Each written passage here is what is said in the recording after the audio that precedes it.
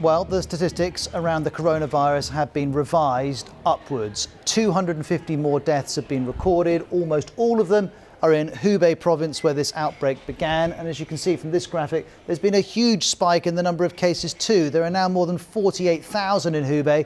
That's up 15,000. And the upward shift is in part because of a broader definition of the virus and how it's being diagnosed. Here's the World Health Organization on that. Crucially, we understand that most of these cases relate to a period going back over days and weeks and are retrospectively reported as cases since sometimes back to the beginning of the outbreak itself. Well, here are the number of cases in China going up and up. We're now close to 60,000. The death toll in China is over 1,350, but in reality that figure is higher. Those who die at home are not being counted in official figures, and the BBC knows from having spoken to people in Wuhan that's what people are choosing to do. Here's a quote from an article on the BBC News website: "We'd rather die at home than go to quarantine." And while this crisis is escalating, there's increasing pressure on the authorities. 2 senior officials in Hubei have now been sacked. Let's get more on this from Stephen McDonnell in Beijing. Now, as to whether or not the dismissal of those 2 senior Communist Party officials on this very day is a coincidence or not, I'm not sure, but it doesn't look good for them. I mean, the Hubei Party Secretary and the Party Secretary as well for Wuhan City have both been removed. But somebody had to take a fall for this. I mean, there's a lot of public anger. A lot could have been done to bring this under control before millions of people left Wuhan. And in fact, there's a lot of evidence showing that in those early days, they tried to stop information getting out. And here's Celia Hatton on who could replace those officials. The 2 new men in place in Hubei and in Wuhan are both loyalists to Xi Jinping, especially the man in charge of the province, Yingong. He comes from Shanghai. Now, he's a man known for tough security measures, but also last year he implemented a citywide recycling program in Shanghai. Now, I know that probably doesn't sound that impressive, but in a city of 23 million, almost overnight, to get all of those people to suddenly follow new rules, he managed to pull it off. That program is still in place, and it's being carried out across China. So here's a man who's known for security and implementing really big projects overnight. Well, all those skills are going to be needed because scientists and officials are trying to work together to fashion an effective response. For more on that, this is David Heyman, who directed the WHO's response to the SARS virus in 2003. We're all concerned about what we don't know.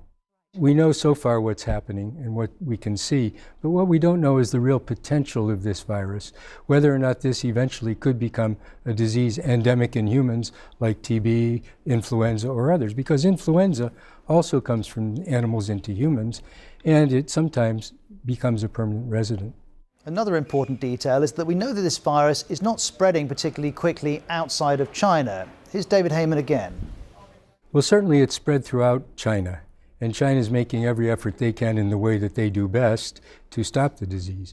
What's important, though, is those 24 sites outside of China and also the cruise ships. That's where the information about how severe the disease is will really come from, because the patients here are being monitored very closely, as are their contacts. And we're learning a lot as we see what happens in these situations, which hopefully will lock down the disease in these countries and not permit it to spread further. Well, let's shift our focus from China further south to Vietnam, because a town in the far north of Vietnam of about 10,000 people is now under quarantine following 5 cases of the virus. This is one image we have of the checkpoints that have been set up on the outskirts of the town. From Vietnam, we then shift to Cambodia, because that US cruise ship, which had been turned away by 5 countries, has finally been allowed to dock. Here it is.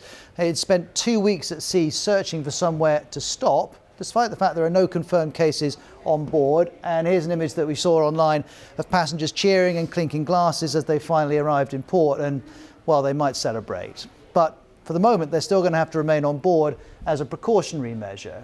Next, we have to talk about perhaps the cruise ship that's been getting the most attention, the Diamond Princess, currently stuck in Yokohama in Japan. It has over 3,500 people on board and no one's getting off. That's because of all those people, at least 200 passengers and crew are infected. Rupert Wingfield-Hayes is just beside it. So the number of infections on board the Diamond Princess behind me here in Yokohama has again jumped today. 44 new cases confirmed today. That followed 39 cases yesterday, and that brings the total number of infections from the ship to 218. And that means, as we know now, that this is now the single biggest outbreak of the COVID-19 virus anywhere outside mainland China. The Japanese government has made a small concession to the criticism that has been building of the way that it's handling this outbreak. They've said that very elderly people over the age of 80 will be allowed to disembark if they have underlying health conditions or if they are in one of those inside cabins that don't have any outside windows or balconies. So expect to see that start happening maybe tonight or on Friday. But there are many questions that remain. First of all, obviously, are infections still taking place? Is the virus still circulating around the ship? No one really knows. And the other big question is, why still has the Japanese government not managed to test all of the passengers and crew on board?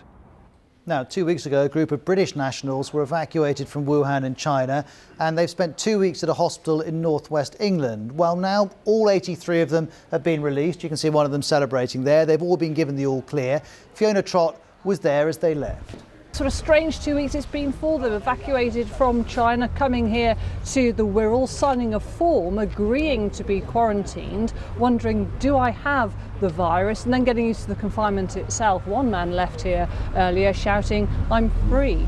So there is relief here this afternoon, but also what's very, very clear is that all of the 83 people here are very, very grateful to the NHS staff for the care they have received. Well, the man celebrating his release here is Matt Raw, and he's been giving his reaction to the BBC. It is lovely, absolutely lovely to be out, and I'll no doubt be going out for a pint a little bit later. And, well, who would blame him? Not that Matt is complaining about his ordeal, I should say. I would say that 99.9% of us, if not 100% of us, are really happy to have been here. We're very grateful to have been here. You know, the last thing that any one of us would have wanted is to have passed that virus on, if we were infected, to pass it on to somebody else.